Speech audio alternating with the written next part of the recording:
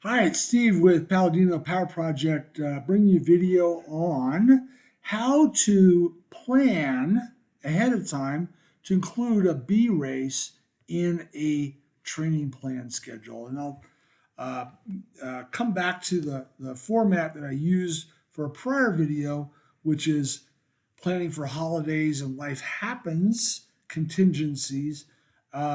By the way, I'll put that video in the description of this video, as well as I'll put a playlist link because I'm going to put these all together in a playlist.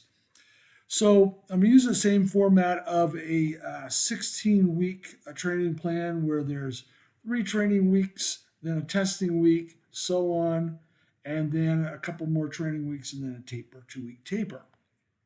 So I'm going to use that same format for this video, but we're going to be talking about how to plan to include B races in your schedule.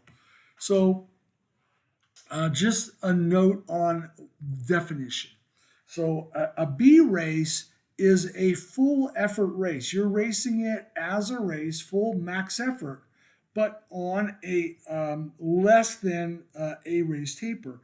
So your RSB or TSB in WKO, it is about 0 ± 5.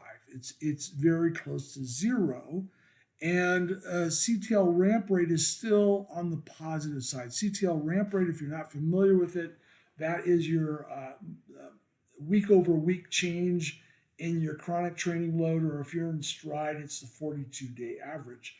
I'm going to put a link in the description of this video that goes a little bit more into those terms and elaborates on those a little bit more so you can understand those terms and what they mean. But CTL ramp rate is usually positive because you're still in a build. And basically, you're racing full effort on an incomplete taper. And the goal is to keep the CTL ramp rate just on the positive side so you're not giving back too much chronic training load. All right, so that's a B race effort, full effort, but partial, incomplete taper. So you end up with these numbers. A full race effort in contrast, an A race effort in contrast is full effort, but now you're arriving on race day with a decidedly more positive RSB or TSB in the +5 to +25 range, and the CTL ramp rate, your chronic training load ramp rate, is going to be negative. You're actually dropping into the negative on the ramp rate. So that is the A race taper. So that's how you differentiate the two.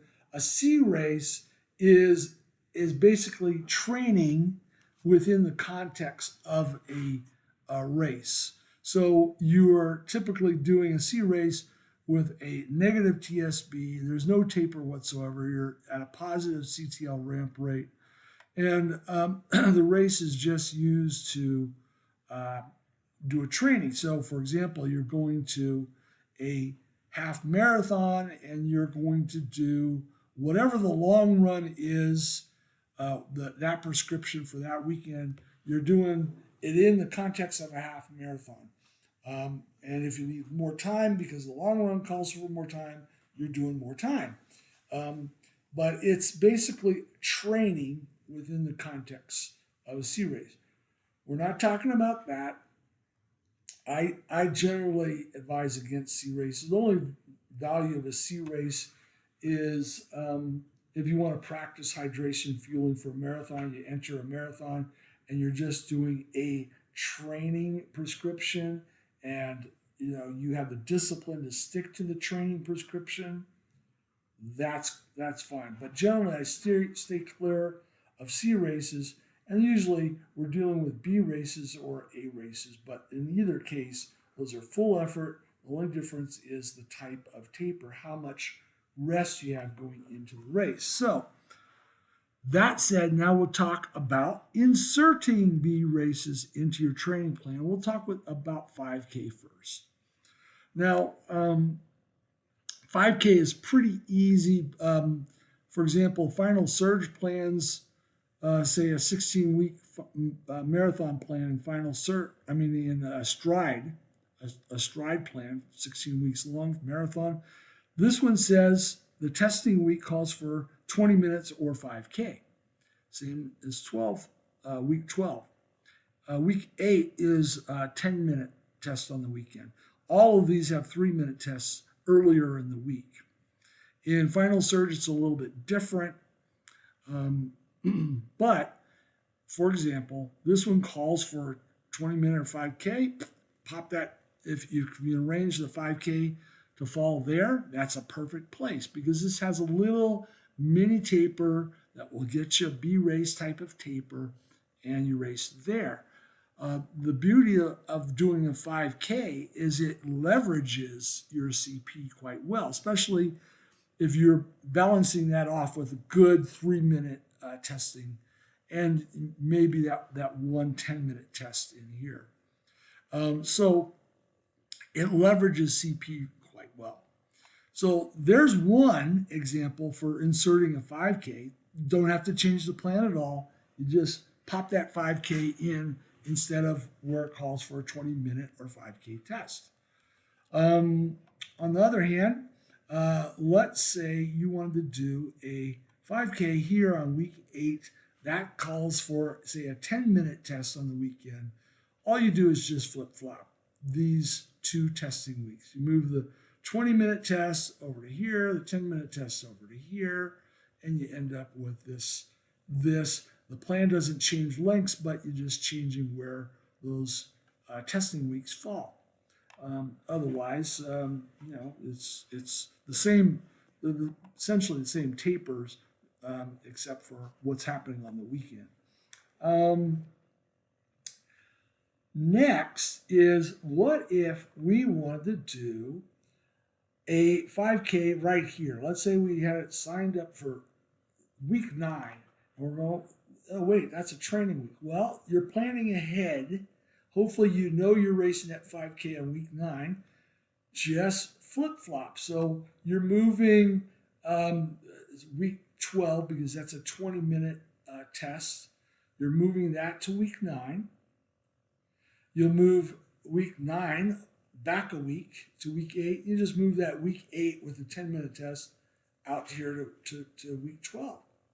So this is the idea. Plan ahead. So if you know you're going to do a 5K there, then you can flip-flop your weeks and make it fit.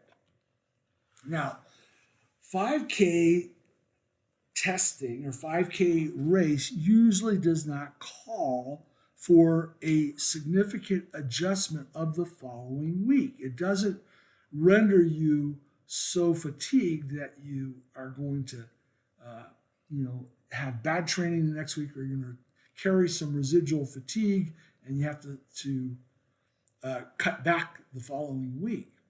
All right. So 5K, you don't have to plan for recovery week, inserting a recovery week. Just a note on this slide here. If you want to do 5K every time there's a test, then you do a 3-minute here earlier in the week, which it calls for. Do a 10-minute earlier in the week here, and do a 3-minute here, and that'll keep your power duration curve well stocked with testing in the 2 to 3 minute domain, the 8 to 12 minute domain, and the 15 to 20 minute domain, or 20 to 40 minute domain, ideally. So you can do them every testing week, but make sure you're balancing off the other testing by knocking those things out earlier in the week. All right, now we're going to talk about 10K. Now 10K, if you're a really strong runner, you might recover from a 10K and get right back into your training plan the next week, so that you can sub in a 10K right here, let's say, and you're back into training. Okay, that's fine. Couple considerations with that is Number one, 10K is going to leverage your CP very well.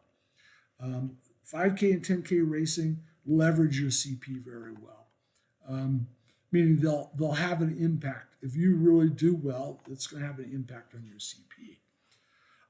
As I said before, if you insert a 10K here, remember you're doing a 3 minute test earlier in the week. This 10 minute, you may want to shift it over here or over here, so you're doing 3 and 10, and then you have a really good distribution of domains within your power duration curve for this 16-week plan.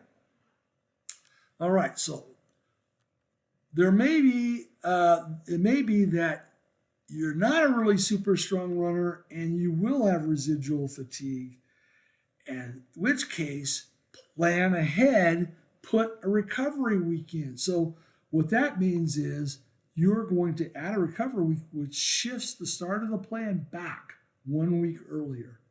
All right. So let's say we're doing a 10K, same place. We want to do it in this week right here. All right. On this week on the calendar. And basically what we're going to do is we'll do the testing right here. Or we'll do the 10K right here, but we're inserting a recovery week the week following. And your normal following week might be in this pattern. So, for example, if you didn't insert the recovery week, week 9 might be off, easy, intervals again, easy, long run. That might be the normal pattern for week 9. You may not be able to jump into that session. This session of intervals may be a little bit too much too soon. So, recovery week allows you to, by inserting it, allows you to still get in week 9 and do the training, but it allows you to modify your training. So it is off and easy. So you're scrapping the interval workout, but otherwise you pick up the interval workout that you would do in week 9. You're repeating it here. All right. And then easy and long run, just as the plan normally would have called for, but you're modifying the whole week by including a recovery week. So if you want to put 2 10Ks in, try to fit them in on those testing weeks, for example, here in the 4th weeks and the 12th week. And again, if you're a strong runner, you go right to the next training week after that 10K. On the other hand, if you're not and you're a little concerned about it, I would advise that you consider it. You put a recovery week in. And if you're doing 2 10Ks, that means you're putting in 2 recovery weeks where the recovery weeks are somewhat modified from a regular training week. You're going to put in 2 of them. That means the whole plan starts 2 weeks earlier. All right. If you're putting a 10K in on a non-testing week, like you see here, you're going to go, I want to put the 10K here on, I have it scheduled on the calendar right here. And again, you have to know your race schedule before you start laying the plan in and customizing the plan. But let's say you have a 10K on that week, then it's a matter of, okay, how am I going to fit that in there? So I'm going to drop that in, and I'll just move this one back a little bit. So the testing will be a little bit earlier before the race than what's scheduled originally in the plan. Let's move that back. We don't want to have a scenario where there's testing, 2 weeks of training, testing again. So we'll move the testing back a week. All right. So the testing goes back, and you have that recovery week in here, and there you have it. And the recovery week is sort of like what we said before. It's a modification of a normal training week where the front part of the week is much easier and omitting the intervals, say on this Wednesday. And the backside of the week looks a little bit more normal because you've recovered by then. But you're inserting that in, all right? So let's talk about half marathon. I'm not a big fan of half marathons for a few reasons. One, it does leave you more fatigued. There's more lingering fatigue. So you're definitely going to have to insert a recovery week in to the plan wherever you're going to put your half marathon. And you want to also consider, even with the recovery week, do I want to do that in those, in here and put a half marathon and have that lingering fatigue so close to the A race? So I usually look, if I'm going to add a half marathon B race to a plan, I'm looking at 6 weeks or 8 weeks out from the race day, at least, all right? And also keep in mind that half marathon, that data has very low leverage on CPFTP. You may have you may even run a PR half marathon. That may not alter your CP or FTP because, if it's out there an hour and a half or an hour and 20 minutes, it may not have much leverage on CP, which is the time to exhaustion for CP is a lot.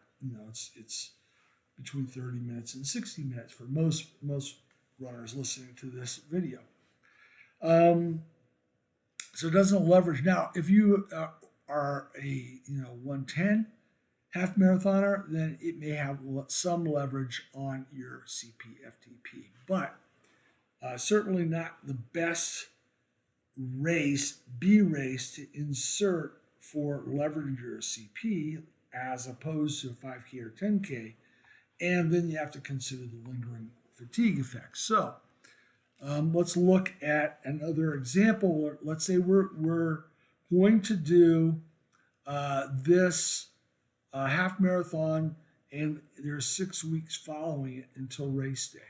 All right, so we're putting it on this week. And so we'll move week 12, which is a sort of a mini taper and test week. We'll move it in here. We're going to insert the recovery week, which means the whole plan starts 1 week earlier, right? And we'll shift everything forward of that. So week 10 training is right here. Then it's a mini taper, half marathon, recovery week. Now, you're going to insert that recovery week, and it'll look a lot like week 10 on the far back end. As opposed to the 10K where you might catch this interval session following a 10K. In this case, you may take a couple of days off after the half marathon or shorten the easy run to 20 minutes. So you're reducing this more so than you did for the 10K. You're doing it easy on Wednesday and Thursday, just like that 10K recovery week. This might be a little 1 minute CP fartlek, maybe four to six of those mixed into an easy run. Okay, you're not pushing the duration. The duration is about the same as this, but you're a little bit more on the road to recovery, but you can't run intervals just yet following the half marathon. But another easy day, and you're probably able to get this long run that you're going to repeat the long run that happened week 10. Or if you're bold, you might want to do the long run that's in week 11 and then repeat that week 11 long run when you get to week 11. So there's a half marathon. And, if you put it in on a race week, then you're just, again, you're shifting everything back because it does call for that recovery week. You're adding that recovery week in, you're shifting this back, and then the recovery week will look something like this.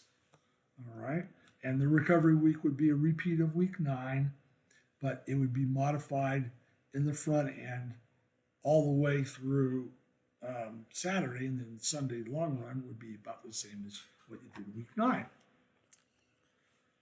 All right, so there are some examples on how to plan ahead to include a race into a training plan that doesn't necessarily have B races planned for.